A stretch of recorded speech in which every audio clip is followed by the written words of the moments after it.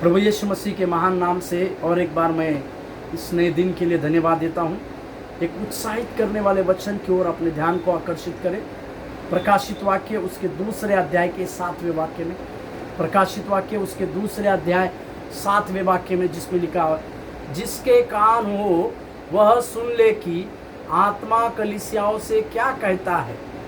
जो जय पाए मैं उसे जीवन के पेड़ में से जो परमेश्वर के स्वर्गलोक में है फल खाने को दूंगा। प्रकाशित वाक्य में कई प्रकार के प्रकाशनों को प्रभु यीशु मसीह देते, उस यूहन्ना को देते हैं जो पतमुस नामक टापू में गिरा हुआ है।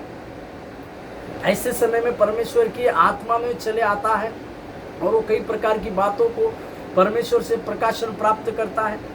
सातों कलीसिया की बातों को सुनता है। उसमें एक बात इन कलीसियाओं के जीवन में कहते हुए परमेश्वर उसको कहते कि जिनके कान हो वह सुन ले कि आत्मा कलीसियाओं से क्या कहती। मेरा मतलब यह है कि कान सभी को परमेश्वर ने दिया है, परंतु जहाँ पर जिनके पास कान हो वो सुन ले, इस प्रकार का शब्द आया है। इसका मतलब कई बार हम परमेश्वर की चेतावनी को अनसुनी करते हैं। कई बार हम परमेश्वर की बातों को सही रीति से नहीं समझ पाते हैं। कई बार हम परमेश्वर के कामों को नज़रअंदाज करते हैं। इसी के लिए यहाँ पर यूहन्ना को परमेश्वर इस प्रकार से लिखवाते हैं कि आने वाले कलीसिया में, आने वाले दिनों में लोग इसी प्रकार के होंगे कि वो कान रहते हुए भी नहीं सुन पाएंगे, क्योंकि यहाँ आगे लिखा हुआ है, जो जय पाए उसे वो जीवन के पेड़ में से।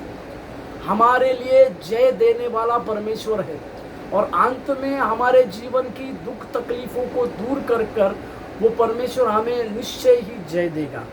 जो जय पाएगा, परमेश्वर उस व्यक्ति के जीवन में अंत में परमेश्वर के स्वर्ग लोक में या परमेश्वर के उस स्वर्ग लोक में जो जीवन का पेड़ लगा हुआ है, उसी पेड़ में से एक फल को खाने देगा।